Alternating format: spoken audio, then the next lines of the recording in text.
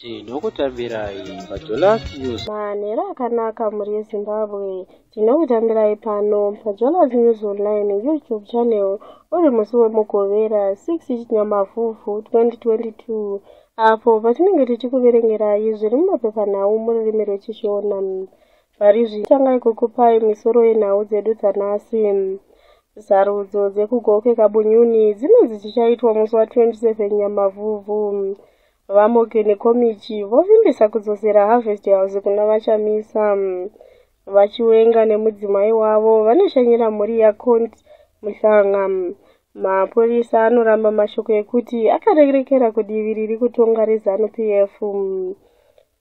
Ari zvino topinda munhau dzedu zvisere. Kanzela weBhikita vamakuvaza vanofa.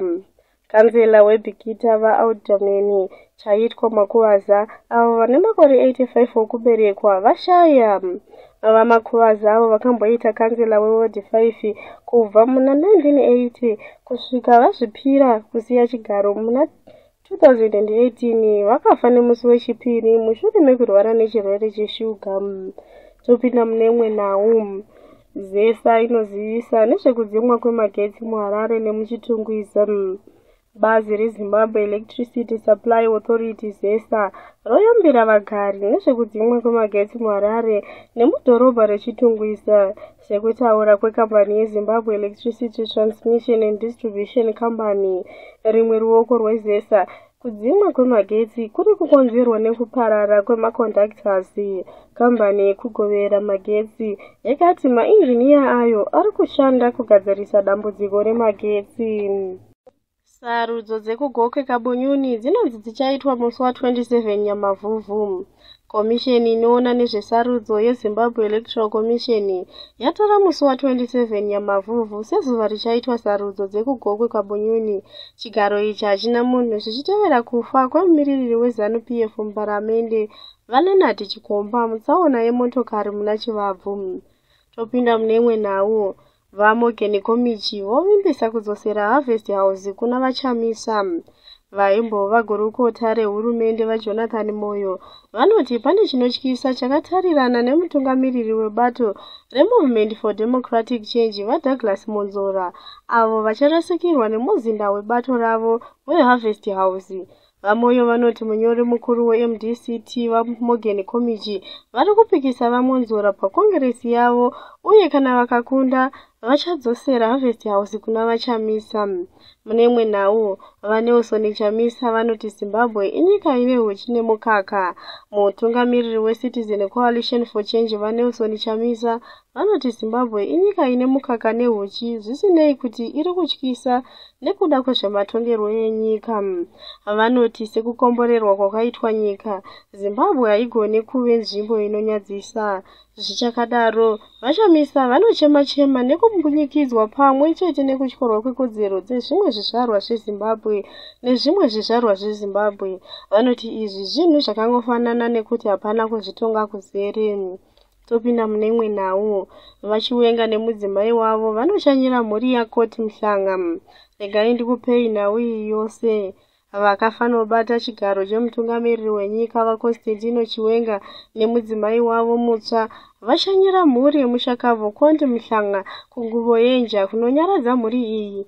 Vachiwenga vakati Muhlanga akaita basa guru mukusimudzira upenyu kuburikidza nehunyanzvi hwekuita zvetsika nemagariro. Vati inhaka icharamba ichirarama kwenguva refu. Vakafanobata chigaro chemutungamiriri wenyika vakati hurumende yakasarudza kupa vaMuhlanga rubatsiro rwehurumende mukuvigwa kwavo semucherechedzo wemabasa avo pamwe nekubatsira kwavakaita muindastri yezvekugadzirwa kwemitambo yenyika. Topinda munemwe nhau. Mapurisa anoramba mashoko ekuti akarerekera kudivi riri kutonga reZANU-PF. Regai ndinatsokukupai nyaya iyi yose. Mapurisa eZimbabwe Republic Police aramba mashoko ekuti haatevedzeri mutemo weMaintenance of Peace and Order Act MOPA. Mapurisa ari kupomerwa mhosva yekusaruramisa mapato anopikisa pamwe nemasangano evagari nekurambidza zvirongwa zvavanenge varonga vachinzi vatadza kuita zvimwe zvezvisungo zveMOPA. Kakawanda mapurisa anorambidza misangano yeTCC uye kurongwa kuratidzira kweCSO. Asi zviitiko zveZANU-PF zvisina kumbovhiringwa kana kamwe chete. Mutauriri weZRP Assistant Commissioner Paul Nyati vakaudza bepanhau reNewsday kuti zvimwe zvezvikonzero zviri kuita kuti misangano yevanopikisa uye kuratidzira kweCSO zvitadziswe zvinosanganisira kusapinza basa varwi vehondo uye kusatevedzera nguva dzakatarwa, izvo zvinokanganisa runyararo. Topinda munemwe nhau. Mapurisa anoparira chirongwa chekurwisa vatyairi vemushikashika. Iyi inhau inosuwisa kune avo vanoita zvekutyaira motokari dzemushikashika. Mapurisa eZimbabwe Republic Police aparira chirongwa chekurwisa vatyairi vanoita misikanzwa, vanopara mhosva dzemumugwagwa pamwe vekutakura zvinhu zvisiri pamutemo mumishikashika paZororo neMagamba neMauto kuitira kudzivirira mhirishonga yemumugwagwa. Mutauriri weZRP Assistant Commissioner Paul Nyati vanoti chirongwa ichi chichaitwa kubva musi wechishanu kusvika musi wechipiri. Zvichakadaro, sachigaro weTraffic Safety Council of Zimbabwe Vakura Sibanda vakurudzira vanoshandisa migwagwa kuti vatevedzere mitemo yemugwagwa. Topinda munemwe nhau inofadza vana vechikoro avo vakatarisana nekunyora bvunzo dzegore rino. Bazi redzidzo rinopa mvumo yezvidzidzo zvepazororo kune vachanyora bvunzo. Bazi redzidzo yeprimary nesekondari rakapa chiedza kuzvikoro kuti zvidzidzise pazororo mumakirasi ebvunzo, asi paine mimwe mitemo. Panofanira kutevedzerwa mutemo weCovid-19 uye kuyeukawo zvakare kuti vana vechikoro vanofanira kuzopiwa mazuva okuzorora. Topinda munemwe nhau.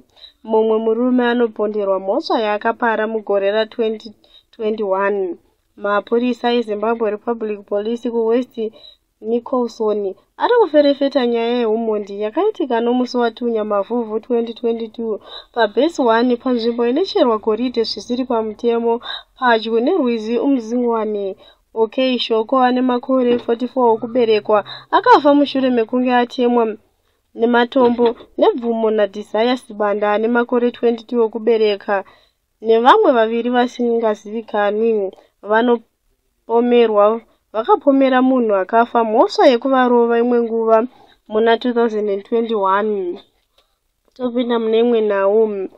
Mukomana ane makore 18 anosungwa achipomerwa mhosva yekupa vana vechikoro imba yekuitira bonde. Mukomana ane makore 18 okuberekwa akaendeswa kudare nezuro achipomerwa mhosva yekupa vana vechikoro pokuitira bonde pamba paanoroja. Musungwa Raymond Ulawa haana kukumbirwa kuti amire sei paakamira pamberi pemutongi wedare remajistrate muHarare vaStanford Mambanje. Pari zvino ndokupai nhau yekunze kwenyika yeZimbabwe. Zvizvarwa zvekune dzimwe nyika zvinorohwa zvakaomarara muSouth Africa.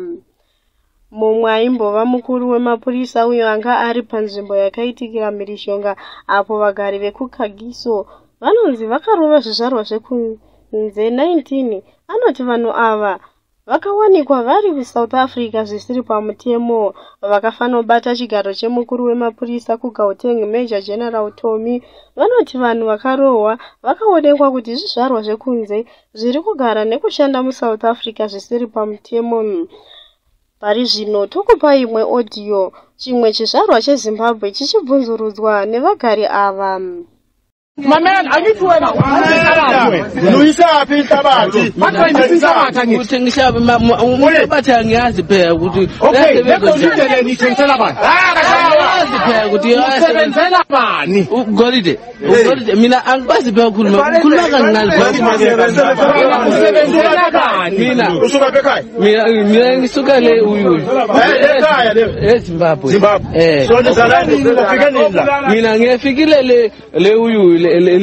Mazwi amanga makaterera mazwi evagari vekuKagiso muSouth Africa anga achibvunza chimwe chizvarwa cheZimbabwe chavabata chiri munyika yavo zvisiri pamutemo. Tinoti kuverengwa kwenhau dzanga dzichipisa muzuva ranhasi kunoperera pano. Ndini wenyu Makoti, ndanga ndichikupakurirai nhau dzinodakadza. Vanoda kugara vachinzwa chirongwa ichi munogona kutibata paYouTube channel yedu mosubscribe ipapo. Subscription yenyu inotipasa manyemwe zvokuti mukasubscribe zvinoita kuti tisaneta. Musakanganwa zvakare kuti tine gurupu redu reWhatsApp. Namba dzeWhatsApp gurupu dzinoti +263 775 934 930. Chingotisendera meseji tobva takuisa mugurupu redu. Ndisati ndaenda ndokusiyai muchinzwa chimbo chitsva chichangoburwa kubva kubato reTriple C namadzibaba veshanduko.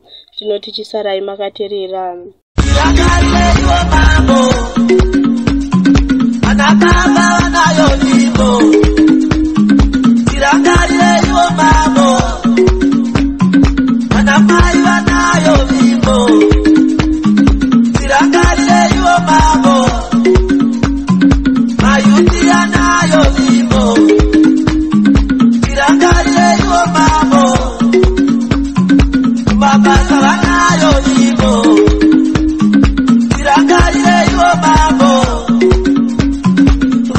Para